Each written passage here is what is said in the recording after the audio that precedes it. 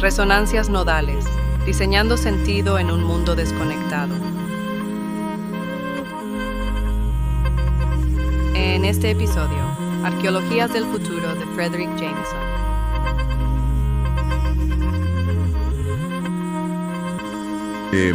Vale la pena reflexionar por un momento sobre el mundo en el que vivimos hoy. Es un entorno hiperconectado, globalizado, un lugar donde la tecnología avanza a un ritmo verdaderamente vertiginoso en unas regiones. Sí, mientras que en otras se observa una fragmentación social tremenda. Hola, ¿qué tal? Hola, exacto. Y en medio de este escenario tan complejo, resulta fascinante notar cómo parece casi imposible imaginar un sistema social radicalmente diferente. O sea, pareciera que la capacidad humana de proyectar algo distinto se ha topado con un muro invisible. Totalmente. Un muro conceptual. Y de eso precisamente trata esta inversión profunda de hoy. Vamos a explorar a fondo una obra monumental. Se trata de Arqueologías del futuro, el deseo llamado utopía y otras aproximaciones de ciencia ficción, del teórico cultural Fredric Jameson. Y es un recorrido verdaderamente revelador, la verdad. Porque la misión central de esta charla no es hacer un resumen árido de un texto académico, sino desentrañar cómo ese deseo humano, que es casi innato, de cambio y de una vida mejor, se manifiesta constantemente. Claro, que no es algo que solo pase en los libros. Exacto. No solo ocurre en la literatura formal o en los tratados filosóficos, sino en los rincones más inesperados de la vida cotidiana. Jameson propone algo muy potente aquí. Invita a observar la utopía no como un simple mapa para llegar a una sociedad perfecta, sino, digamos, como un instrumento de diagnóstico, para entender las limitaciones de nuestra mente contemporánea. Es una premisa ambiciosa. Y bueno, para abordar un universo de ideas tan vasto, sin perder el rumbo, el análisis de hoy se dividirá en dos grandes áreas estructurales propuestas por el autor. Primero, vamos a explorar el estudio de la utopía como una forma literaria y su riquísimo contexto histórico. Que es fundamental. Y segundo, entraremos al debate sobre el valor político práctico del pensamiento utópico en nuestra era actual, un mundo definido en los textos como postcomunista. Así que, desgranemos esto un poco, porque el objetivo de sumergirnos en estas fuentes es encontrar esos momentos de claridad, esas piezas de información que logran cambiar por completo la perspectiva sobre lo que consumimos a diario. Bueno, para empezar a desgranar ese primer punto, es necesario situar el concepto de utopía en su contexto político actual. Y aquí es vital mantener una mirada estrictamente histórica e imparcial sobre lo que Jameson plantea. Durante gran parte del siglo XX, especialmente en la Guerra Fría, la idea de utopía sufrió una severa crisis de relaciones públicas. Sí, la palabra casi que se volvió un insulto en algunos círculos. Literalmente. Por un lado, una facción de la crítica política convirtió la palabra utopía en un sinónimo casi directo de autoritarismo, asociándola particularmente con el estalinismo. Desde esa óptica, la utopía se veía como un programa rígido, un plan maestro que ignoraba por completo la fragilidad y la diversidad humana. O sea, la idea de que para alcanzar una pureza ideal, inalcanzable, se terminaba imponiendo la uniformidad mediante la fuerza del Estado. Así es, esa era la crítica desde una trinchera. Eso cubre una perspectiva, pero también hay que mencionar que las críticas llegaban desde frentes opuestos, ¿verdad? Según el texto, tradiciones como el anarquismo también veían el utopismo con muchísima sospecha. Exactamente. Desde ciertas corrientes anarquistas y otras ramas del pensamiento político, el rechazo no era por el miedo al comunismo estatal, sino porque consideraban que el utopismo clásico era inherentemente centralizador y jerárquico. Claro, como que venía de arriba hacia abajo. Sí, denunciaban que esos programas utópicos carecían de una estrategia política real, táctica o material. Se quedaban en un, digamos, idealismo de escritorio que estructuralmente estaba divorciado de la acción política práctica. En resumen, la utopía recibía golpes durísimos desde todos los frentes ideológicos. Y dando un salto a nuestro presente, al escenario de un mercado globalizado actual, la situación es otra. Hoy predomina un discurso que sugiere, casi como una ley natural, que no hay alternativa al sistema económico y social vigente. La famosa frase de que es más fácil imaginar el fin del mundo que el fin del capitalismo. Tal cual. Existe una narrativa muy fuerte que asume que cualquier alternativa histórica ya demostró ser inviable empíricamente. lo cual nos lleva a la gran paradoja que señala Jameson. Es precisamente en esta época cuando el sistema vigente, a menudo denominado por el autor como capitalismo tardío, parece no tener adversarios sistémicos viables a la vista, que la idea de utopía comienza a recuperar su fuerza política. Es irónico, ¿no? Muy irónico. Ante la afirmación de que no hay más caminos, la noción misma de imaginar una alternativa se convierte en una perspectiva energizante, un lema vital para quienes buscan conceptualizar algo distinto. Pero, a nivel práctico, ¿cómo funciona eso? Porque si el texto sugiere que no podemos volver al utopismo ingenuo de creer en paraísos perfectos, ni tampoco podemos rendirnos al pesimismo absoluto, ¿dónde quedamos parados? Ahí es donde entra la filosofía. Sí, porque aquí el material menciona una estrategia de Jean-Paul Sartre, el anti-anti-utopismo, que suena a un simple juego de palabras o a un trabalenguas. Jugar con dobles negaciones suena bien en el papel, pero ¿qué significa realmente en la práctica? Si conectamos esto con el panorama general, el anti-anti-utopismo no es solo un juego retórico. Es una postura de resistencia intelectual muy pragmática. Sartre y Jameson, a través de él, argumentan que ser un utópico tradicional hoy en día es casi imposible. Porque implica defender un modelo infalible. Exacto. Defender un modelo de sociedad perfecto, algo que la historia ha vuelto muy difícil de sostener. Pero por otro lado, ser antiutópico significa aceptar la parálisis, afirmar que cualquier intento de mejora sistémica conducirá inevitablemente al desastre. Al caos total. O al autoritarismo. Entonces, el anti-antiutopismo es negarse a aceptar esa parálisis. Es decir, quizá no tengo el plano arquitectónico perfecto para el paraíso terrenal, pero me niego categóricamente a aceptar los argumentos de quienes dicen que es imposible aspirar a un mundo mejor. Es una forma de mantener viva la imaginación política sin caer en dogmatismos históricos. Interesante. Y hablando de no tener un plano arquitectónico, el material introduce a Ernst Bloch, un filósofo fundamental para este análisis, con su obra El principio de la esperanza. Una obra fascinante. Sí, y Bloch hace una distinción que parece vital aquí. Separa el programa utópico del impulso utópico. El programa sería ese plan detallado que acabamos de mencionar, la constitución escrita de una ciudad ideal. Pero el impulso utópico suena a algo mucho más sutil. Es una distinción brillante y fundamental para entender la cultura contemporánea. El programa es consciente, es un manifiesto escrito y deliberado. Pero el impulso utópico, según Bloch, es una fuerza inconsciente, un deseo profundo y difuso de una vida mejor que impregna casi todas las actividades humanas orientadas hacia el futuro. O sea, no se limita a la política formal. Para nada. Se filtra en nuestras acciones más mundanas. Las fuentes dan ejemplos de esto que resultan bastante llamativos, casi desconcertantes al principio. Menciona que Bloch detectaba este impulso en la fascinación estética de mirar escaparates, en las revistas, en los muebles antiguos. En el diseño en general. Sí, y llega al extremo de ver este impulso en la industria médica y estética. Menciona las vitaminas, las aspirinas e incluso la cirugía plástica. ¿Cómo se conecta tomarse una vitamina por la mañana con el deseo de una utopía? Se conecta a través del deseo de trascendencia. Para estructurar la inmensa variedad de estos deseos, podemos organizar el análisis de Bloch en 3 niveles fundamentales que operan en nuestra cultura actual. El primer nivel es el cuerpo. El vehículo físico. Claro, aquí entran las vitaminas, las rutinas de fitness extremas y la cirugía estética. No se trata solo de vanidad. Subyace una fantasía muda de perfección física, de erradicar la enfermedad, de trascender los límites de la carne humana tal como la conocemos. Es como buscar la invulnerabilidad. ¿Y el segundo nivel? El segundo nivel es el tiempo. Aquí el impulso utópico se manifiesta en el anhelo de vencer a la muerte, de alcanzar una longevidad radical. Es algo que hoy vemos explícitamente en ciertos círculos tecnológicos.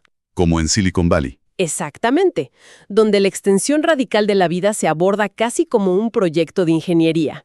Es el deseo utópico de no estar atados al reloj biológico. Finalmente, el tercer nivel es la colectividad. ¿El deseo de pertenecer? Sí. Es ese anhelo psicológico profundo de pertenencia auténtica, de superar el aislamiento y la alienación moderna para encontrar una forma de coexistencia armónica. Es revelador pensar que algo tan grandilocuente como la utopía puede estar escondido en el pasillo de suplementos de una farmacia. Sirve como un puente perfecto para cambiar de escala. Pasemos de estas manifestaciones micro, de estos impulsos cotidianos, a la utopía como una forma literaria estructurada. Vamos a lo macro. Y aquí los textos nos llevan al año 1517, a la obra fundacional de Tomás Moro. Cuando se analiza la utopía desde el punto de vista puramente formal, el texto de Moro es el kilómetro cero. Jameson subraya un elemento en la obra de Moro que se convierte en el requisito estructural indispensable para cualquier narrativa utópica posterior: la necesidad de clausura o aislamiento espacial radical. Claro, el famoso foso. En el libro, cuando el rey utopo conquista ese territorio, su primera gran obra pública no es un hospital o una escuela. Ordena cavar una zanja gigantesca de kilómetros de ancho para separar su nueva tierra del continente. Literalmente la convierten en una isla. Es casi la versión geopolítica de apagar el teléfono, desconectar el router y encerrarse en una habitación para que el mundo exterior no contamine lo que estás haciendo. Es una analogía muy precisa, ¿sí? Sin esa separación física radical, el sistema diferente no tiene espacio para germinar. El cierre, la clausura, es el escudo que protege al nuevo experimento sociopolítico del mundo empírico, histórico y lleno de conflictos del que intenta escapar. Es un acto de secesión total. Total. Y esta necesidad formal de aislamiento, ya sea una isla rodeada por el océano, un planeta distante en otra galaxia o un valle remoto e inaccesible, nos conduce a uno de los dilemas filosóficos más densos del libro: la tensión entre identidad y diferencia. Ese es un punto que requiere un poco de pausa. El texto argumenta que hay una barrera, la llaman un límite epistemológico, que nos impide concebir una utopía verdaderamente alienígena. Espera, para no perder a nadie entre la terminología académica, cuando el autor dice límite epistemológico, se refiere básicamente a que nuestro cerebro choca contra un muro porque no puede procesar o inventar algo de lo que no tiene absolutamente ningún referente previo. Exactamente eso, es la incapacidad fundamental del conocimiento humano para ir más allá de sus propios componentes. ¿Cómo podemos siquiera imaginar un sistema social, económico o cultural radicalmente diferente si nuestra mente, nuestro lenguaje y nuestra imaginación han sido moldeados exclusivamente por el presente que habitamos? Estamos limitados por lo que conocemos. Así es. Para ilustrar esto, Jameson recurre a un pionero de la ciencia ficción, Olaf Stapledon, y su obra La primera y última humanidad. Stapledon describe a viajeros espaciales que intentan explorar el universo y sufren una realización desoladora. ¿Qué descubren? Descubran que solo son capaces de comprender y establecer contacto con aquellos mundos alienígenas que comparten una crisis profunda, una identidad subyacente con la propia historia humana. O sea, si un mundo extraterrestre es verdaderamente, radicalmente otro, es decir, la diferencia absoluta, los viajeros humanos ni siquiera tienen el vocabulario mental para percibirlo. Pasa desapercibido. No lo registran. Es idéntico a la analogía de la quimera que aparece en el análisis. Cuando las culturas antiguas intentaron imaginar al monstruo más extraño, ajeno y aterrador posible, ¿qué resultó? Una cabeza de león, un cuerpo de cabra y una cola de serpiente.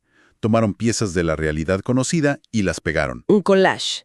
Nuestras ficciones más extremas, incluyendo nuestras utopías sociopolíticas más salvajes, son invariablemente reorganizaciones de nuestra propia experiencia empírica. Todo esto establece un contraste metódico muy interesante en el análisis de Jameson. ¿Entre qué conceptos? Por un lado, está este estudio formal de la literatura, la necesidad de islas, fosos, fronteras narrativas y los límites de lo que podemos imaginar. Pero por otro lado, el autor exige que esto se complemente con un estudio psicológico de la producción utópica. Hay que aclarar que este estudio psicológico no significa recostar a Tomás Moro o a H.G. Wells en el diván del psicoanalista para averiguar qué traumas infantiles tenían. No es una biografía del autor. No en absoluto. Se refiere a entender la forma utópica como un mecanismo de cumplimiento de deseos, pero a una escala histórica y colectiva. El análisis psicológico aquí implica preguntarse por qué florecen ciertas fantasías utópicas muy específicas en momentos concretos de la historia humana y por qué desaparecen o mutan décadas después. Tiene mucho sentido si se ve como una reacción a una carencia. Si una sociedad histórica atraviesa una época donde el trauma principal es la hambruna estructural y la escasez absoluta de recursos, es lógico que la utopía literaria de esa década se centre en tierras de abundancia mágica. Donde la comida brota del suelo sin esfuerzo. Claro, la utopía no es un diseño aleatorio, es una respuesta directa y compensatoria a las ansiedades sociales de su momento. Esa es la clave. La utopía actúa como una placa fotográfica que registra los traumas de su época.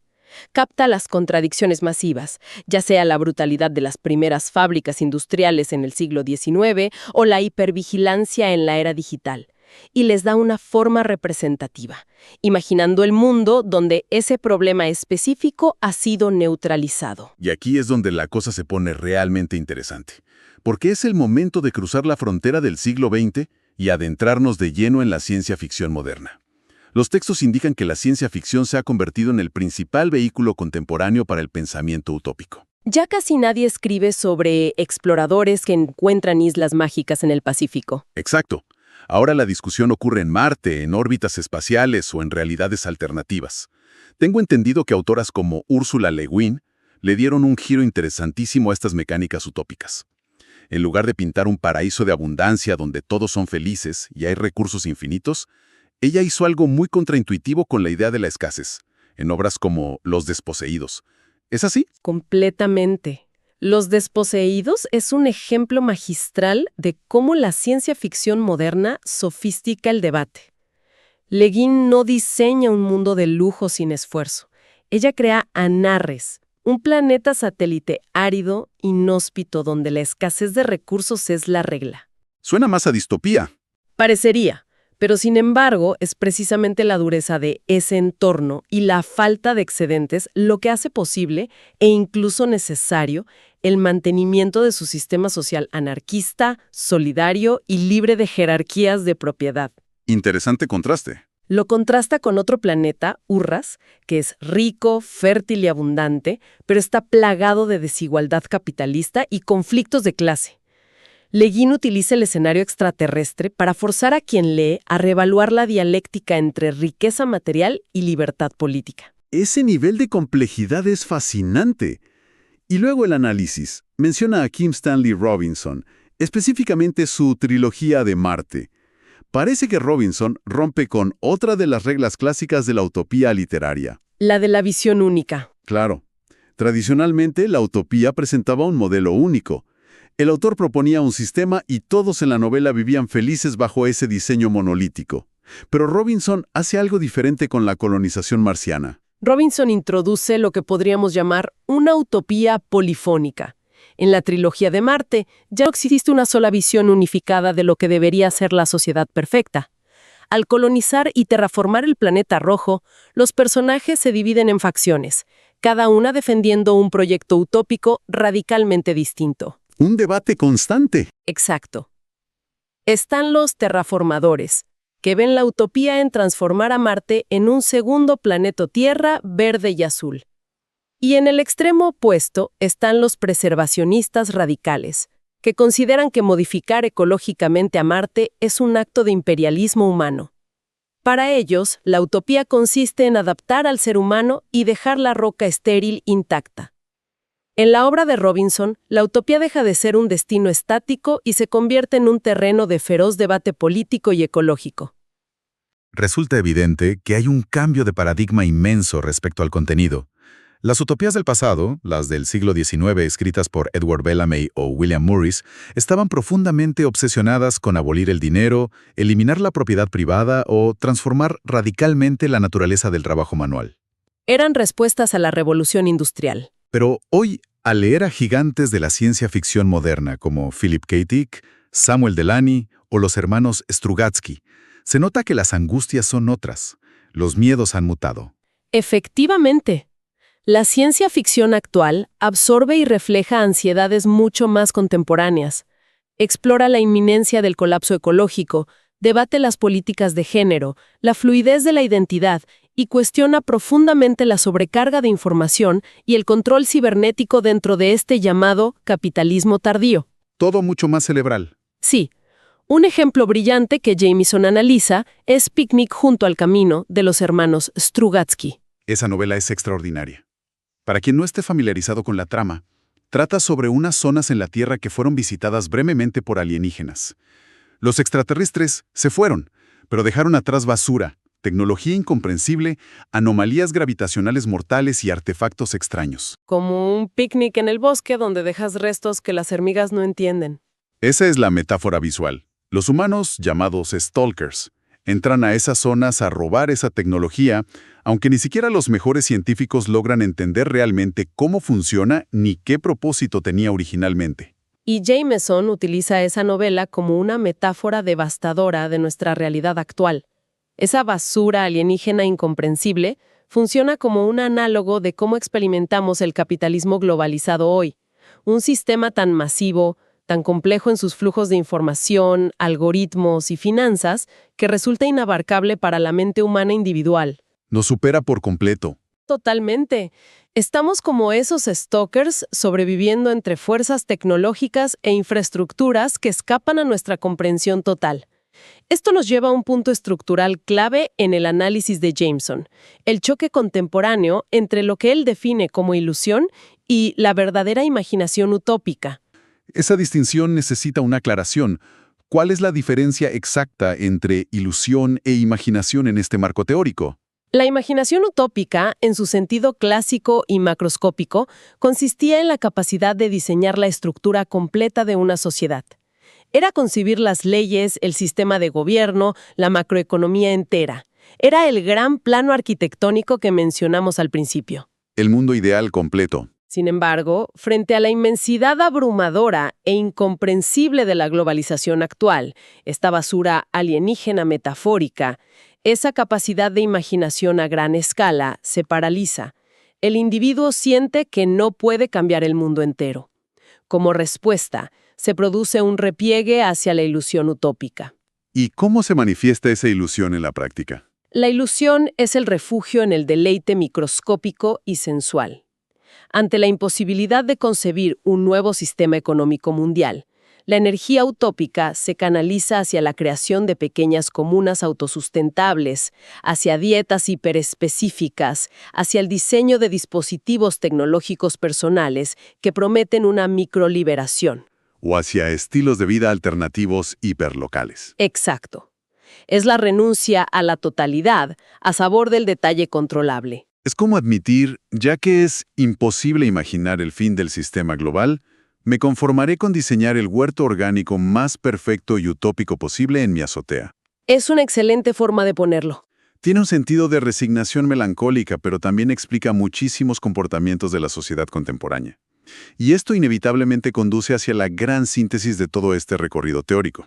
Si hemos establecido que la utopía está atrapada en su propio horizonte histórico, si sabemos que solo puede armarse con fragmentos de nuestro presente defectuoso, y si resulta claro que es incapaz de ofrecernos un mapa detallado y viable hacia una sociedad libre de conflictos, Sí, la pregunta lógica es inevitable. ¿para qué sirve entonces seguir leyendo o pensando en utopías en el siglo XXI? La conclusión central de este análisis es que el inmenso valor de la utopía hoy no reside en su capacidad de proporcionar un manual de instrucciones para construir el futuro. Su función primordial es actuar como un sofisticado aparato de detección de nuestras propias limitaciones ideológicas. Tiene una función profundamente crítica y negativa en el sentido filosófico del término.